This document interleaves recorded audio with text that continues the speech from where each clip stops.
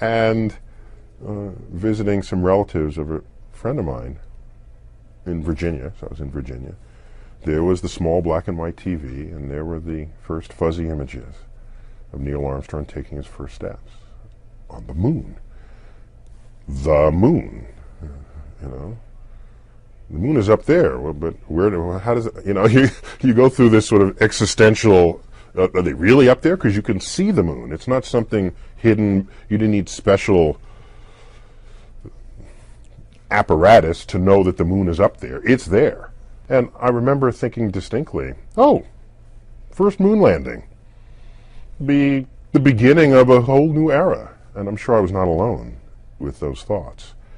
But because I was certain, as was everyone else, that it was the beginning of an era, I didn't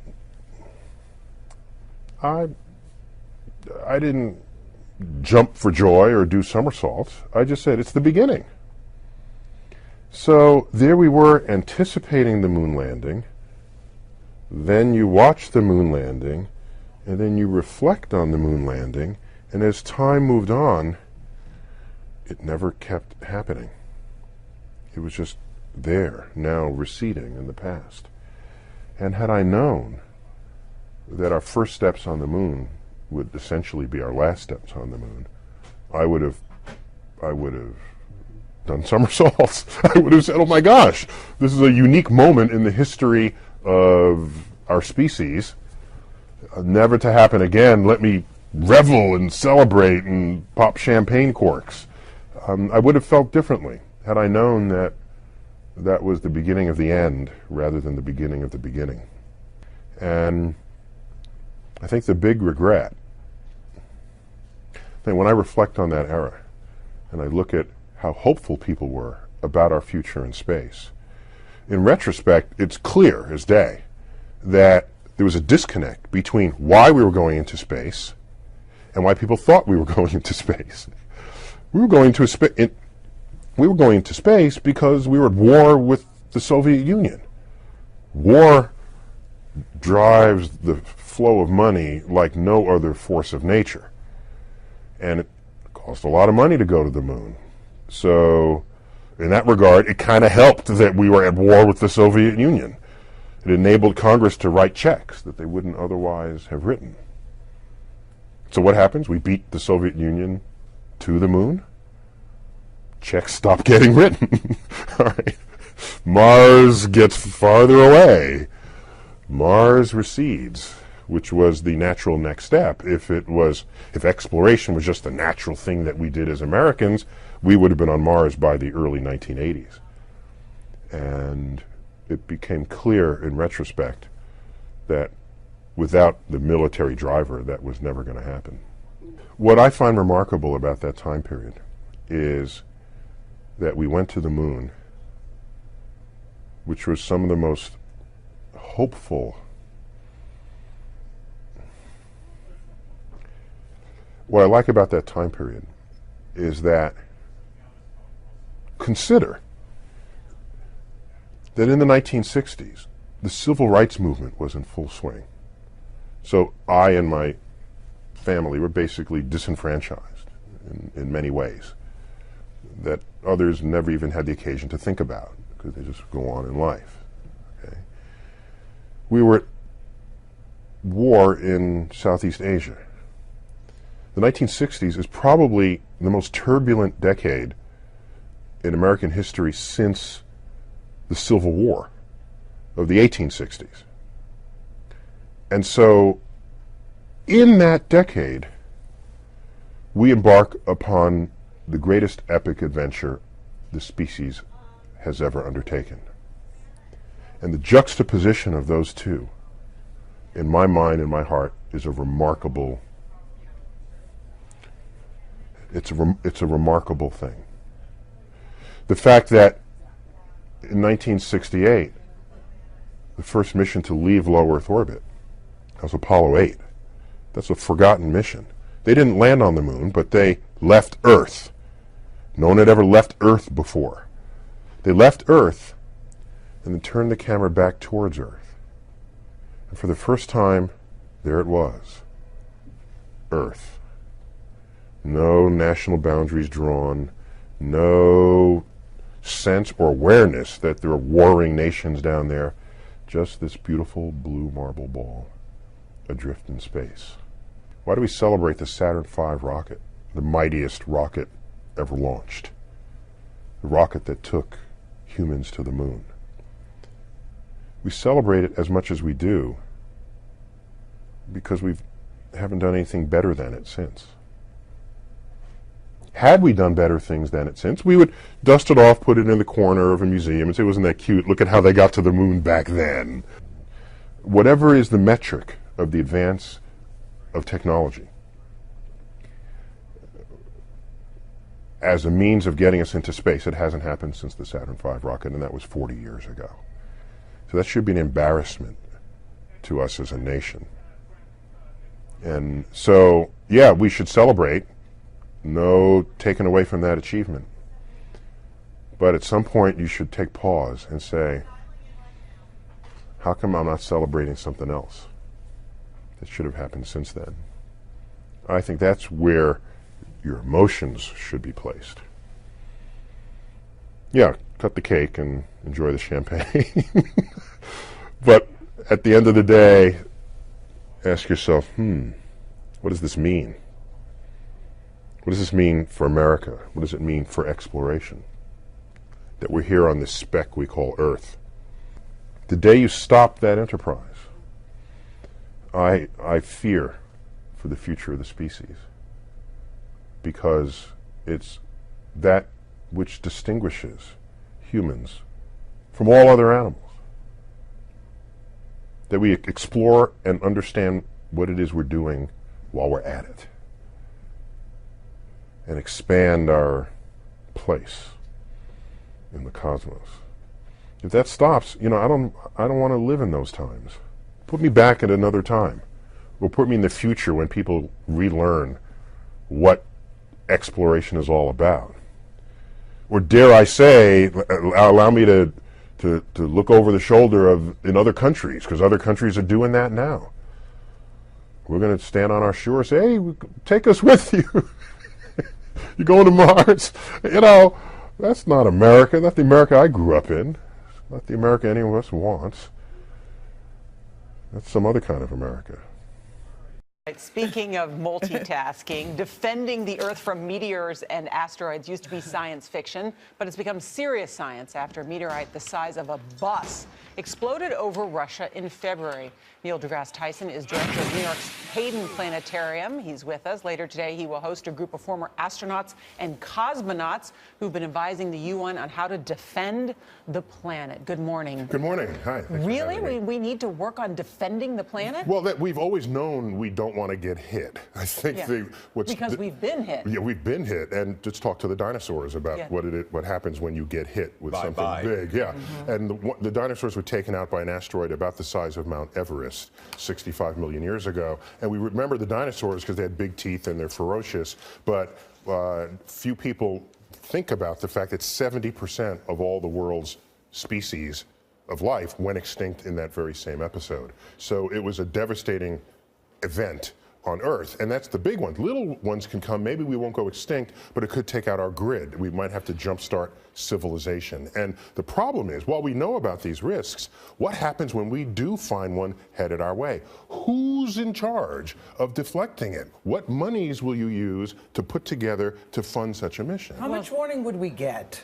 Well, so you want as much warning as possible, and there are asteroids who have collision courses with Earth where you would say, okay, I know their orbit very well. In 100 orbits from now, it will hit. Then you get enough time to possibly do something about it. There's another category of comet that comes in from the depths of space. We call them long-term comets. If you discover those, you only get like 3 months warning. So you need something ready to go. How could you prevent it, and what would it cost? Well, the cost, who knows? Certainly the most expensive space mission there ever was. So it's more than just going to the moon. You don't want to make a mistake. You don't want to go there and have it not work. And there's some people who say, well, let's blow this sucker out of the sky. You know those folks who want to blow stuff up. Yeah. The problem with blowing up an asteroid is, while we're really good at blowing things up, we're less good at knowing where the pieces will fall afterwards. And you don't want to take one asteroid, turn them into two, and have to evacuate two coastlines, for example. So right now,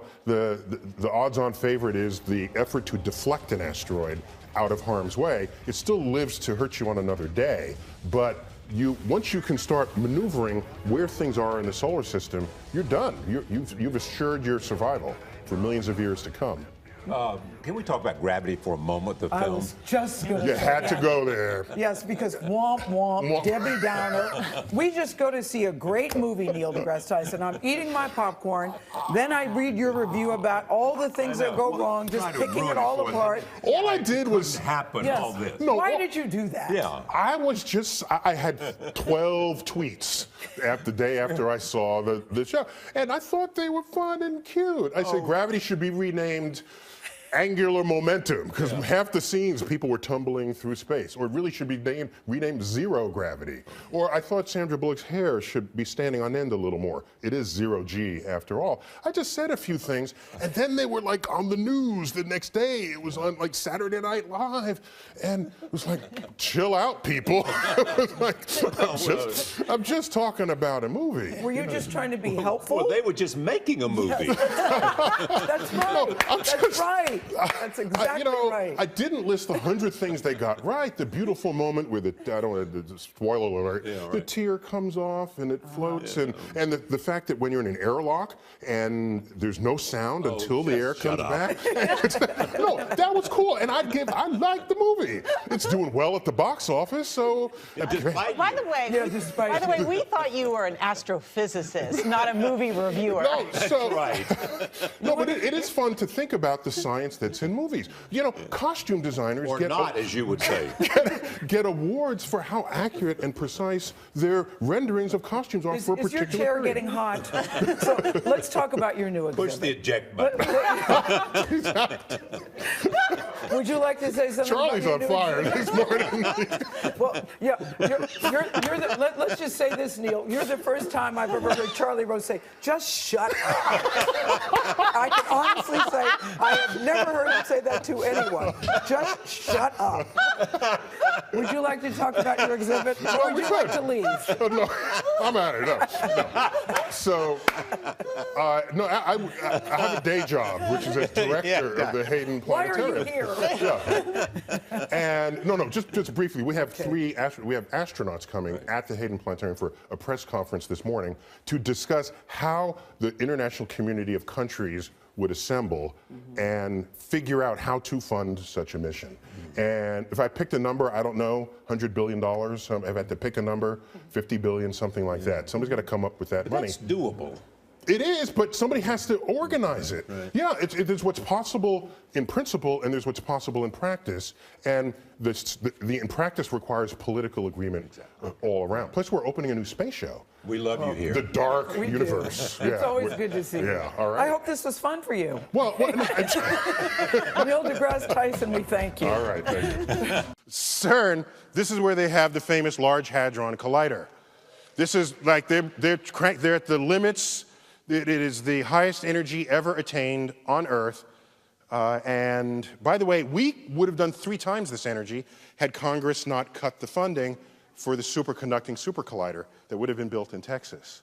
That was cut back in the early 90s, right around just after peace broke out in Europe, by the way. Physicists are only really useful when we're at war, according to government funding patterns. So they're looking for the Higgs boson and anything else that shows up on the docket. The Higgs is a particle that gives mass to other particles. So it's kind of cool. Some people have called it the God particle, and including physicists. What are they doing over in China? Well, they're building the largest dam in the world, the Three Gorges Dam, and they have a burgeoning aerospace industry growing at 14% a year, 13% a year. Their economy is growing at 10% a year. By the way, what's your interest rate you're getting on your savings account in your bank? 0.003. Okay. Did you get that over here? These get, well, if you go to this other bank, you get 0.005, you know? Yeah, so other countries, different things are happening. Do you know that in Russia, they want to actually send a mission to deflect Apophis? They actually are prepared to fund that. That picture that I drew and did my little dance, that's not funded. That's just ideas on a page. Russia actually wants to fund it. And they invited us to participate. And I said, well, sure. But then I thought about it. I was asked by the NewsHour, what are my top 10 news stories of the year? This was now end of 2009. What are my top 10? I said, I don't have 10 stories, I have 5. Okay, what are they? I said, one of them is Russia inviting us to join them to deflect Apophis. They said, why? I said, here's why. Why is Russia creating the spaceship that's going to deflect Apophis, which, if it hits, wipes out the west coast of the United States? Aren't we the ones who's supposed to fund that mission and then invite others to participate? Isn't this how it has always been before? So that was an important news story for me because that is the beginning of the end. That's where you think you're at the top and people start doing things on their own with or without you. And all of a sudden, you gradually fade to insignificance on the world stage. That was writing on the wall for me when we were not leading that mission. Let's keep going. How about Brazil? If I mention Brazil, what's the first thing you think of? Someone said, bikinis. The guys are saying, yeah, the tongue bikinis, yeah. Soccer, maybe? Okay. This is the American view of Brazil. I understand. It's completely understandable. However, it blinds you to the fact that they have a burgeoning aerospace industry. Do you know that most planes that you fly between regional cities is made and designed in Brazil? You're not thinking this because you're still distracted by bikinis. Brazil has the third largest aerospace industry in the world, employing 18,000 people. It's a $20 billion industry there, and they invented the first airplane that can fly on alcohol. Brazil. Now, we don't do that because we just drink our alcohol. See, that's how that happens. We don't even think to make a plane out of it.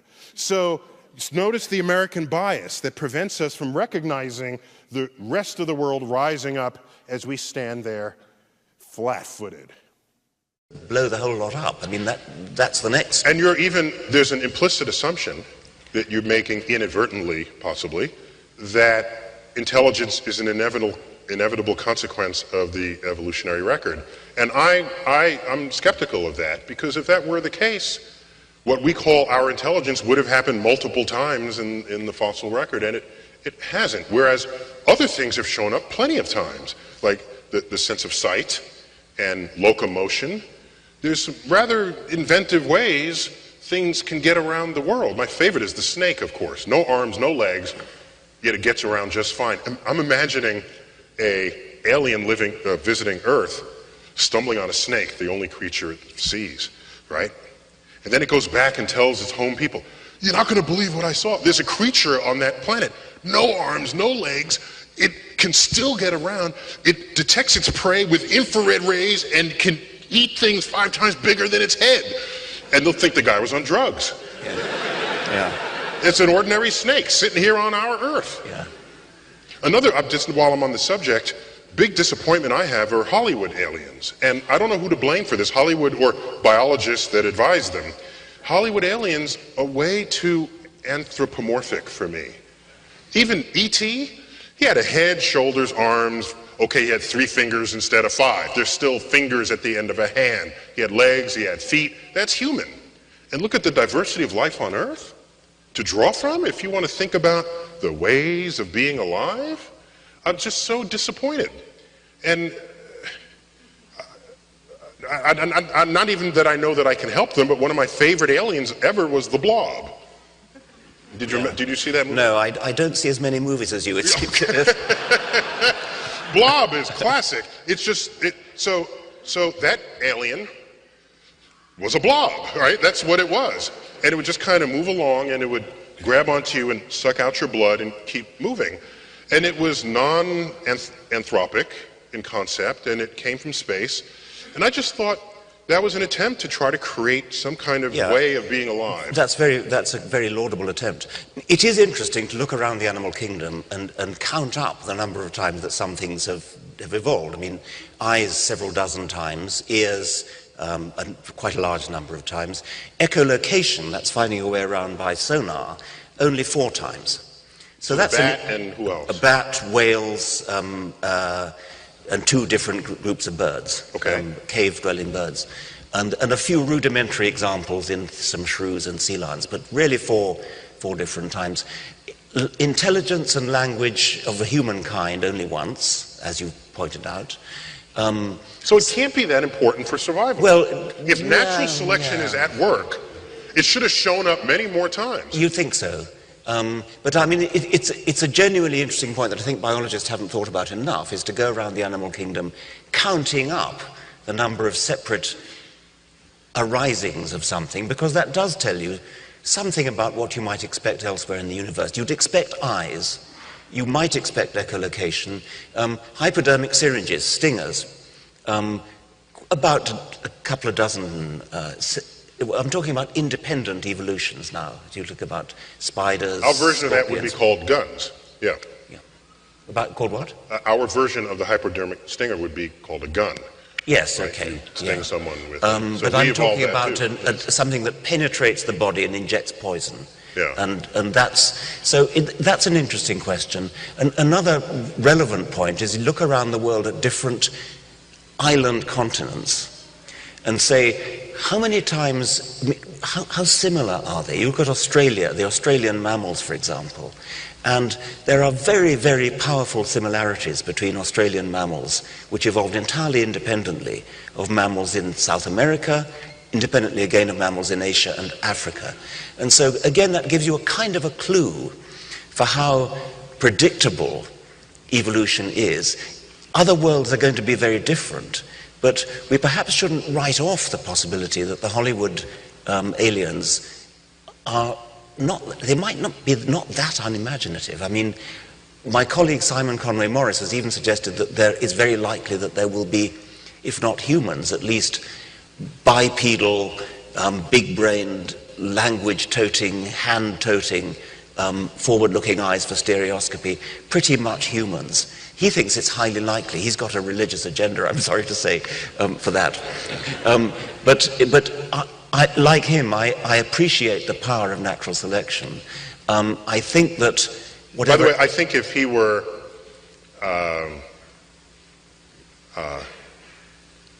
if he were a creature other than a primate, he might be giving a different list of things. I think that's matter. right, yeah, I think that's probably right. The horse doesn't have 2 eyes facing forward, but the horse damn near can see directly behind it. And so the horse would be valuing that fact. Oh, I'm not denigrating horses at all. I mean, there are lots I'm just saying that's your first sign that there's bias is you start listing the human features that you would want in your alien. I don't want to say that I'm not picking on humans because they're superior, but because they're us. I mean, we have stereoscopic vision, we have 3-dimensional vision, horses don't. They have a different kind of vision, insects have a different kind of vision.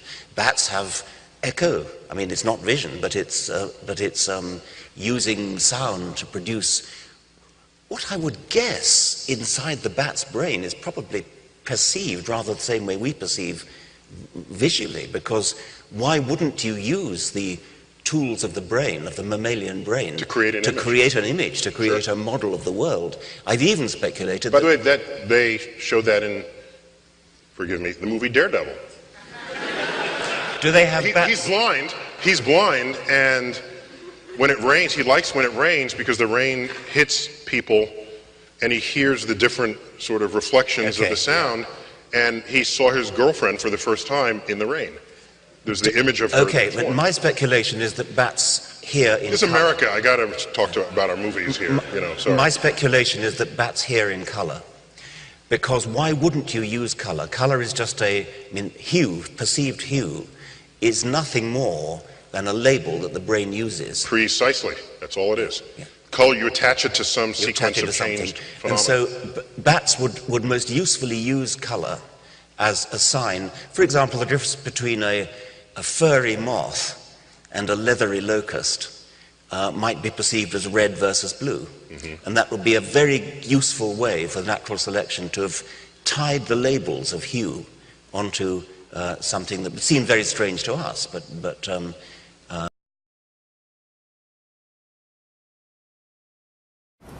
the actual America we now live in has things like the fear of numbers. This one freaks me out every time I walk into an elevator and it's 7, 8, 9, 10, 11, 12, 14.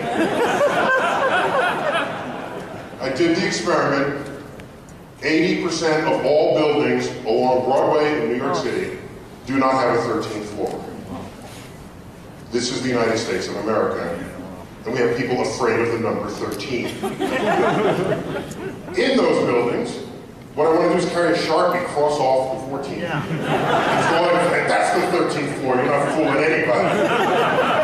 You know what else we're afraid of? We're afraid of, like, negative numbers. What happens when you get to the lobby and the floor below that, there's like B for like basement. And then what's below that? SB for like sub-basement. Now we need some more consonants. We then go below that, SSB. Now, there's a perfectly good arithmetic way to accomplish this. They're both negative numbers. But that scares Americans. You know who it does not scare? Germans. Okay? This is a museum in Germany. It's not even a science museum. It's a history museum, and you're looking at floor -1. You can't notice it? There it is, a little bigger for you. What country do we still associate with having some of the finest engineers in the world? Germany, of course. Then there's a math problem going on, okay? Congressman uttering the following sentence. I've changed my views since the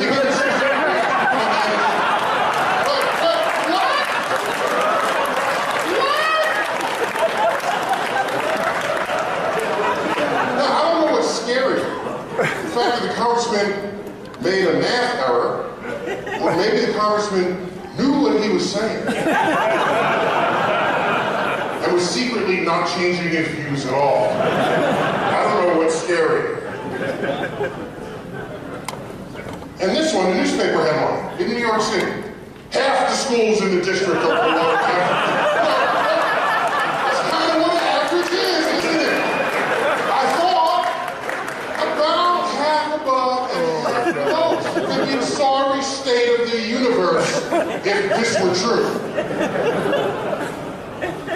We'd have to rethink the foundations of mathematics if this were false.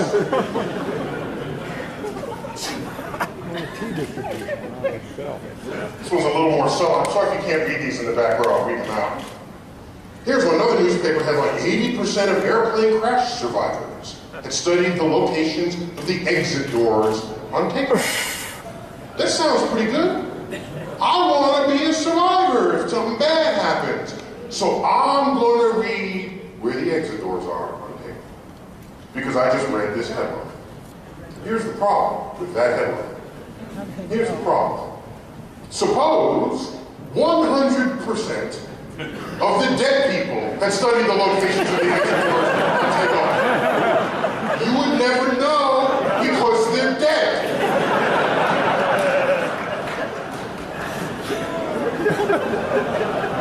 Pointless information. You can't interpret this without the other half of the information that died with the dead people. It continues. Okay? Here's a book that I bought. How to Defend Yourself Against Alien Abduction. I read that book before I came here. Because I wanted to make sure I arrived. I did everything it said. So somebody wrote this book. A publisher bought this book from the author. They distribute the book. It's for sale in bookstores. It is 21st century America. Next year, what do we call next year? 2012. 2012. I can't see, you don't have this problem, because like, I don't know how many of you are the astrophysicists at the cocktail party, but I'm the astrophysicist at the cocktail party. They all come up to me and say, is the world going to end next year? So I get that question. So I said, why do you think so? Oh, why the Earth and the Sun and the black hole in the center of the galaxy, they're going to align on December 21st. And the Mayan calendar and it's all there. So I can say, well, you can calculate that extra gravity. We have laws of physics that enable this. And you can show that it's insignificant. I could give that answer, but that answer never works. Because they can't do the calculation, number one. Number two, they can always say, maybe that little extra bit is a tipping point for whatever catastrophe would happen on Earth. So I need a more powerful way to respond. So I say, you know this alignment of the Earth, Sun, and the center of the galaxy on December 21st, 2012? The scientifically literate response to that is not run. No, it's how often does that happen? It happens every year, December 21st. We're still here. You don't need to calculate that one. How to Survive 2012, a book. People writing books, selling books on it. How about bad physics? The Holiday Inn of the United Kingdom 6 months ago had an advertising campaign because we've all come back from a long, hard day. You get into the hotel bed that's tightly tucked and the sheets are cold. So they had this great idea that you could hire human bed warmers that pre-warmed your bed for you before you got in. In fact, you can leave them there while you're in the bed. This is their ad photo. Now, here's the problem. First of all, I note that he's looking at her and not him. That's interesting. Another interesting point, I think, is that the only way they can actually warm the bed is if the heat from their skin could reach the sheets. But they're completely insulated. Right on down to the mittens. When you insulate somebody, there is no heat transfer. That's basic physics 101. The only way they could have warmed his bed is if both of them were butt naked. That would have changed that would have boosted, the reservations.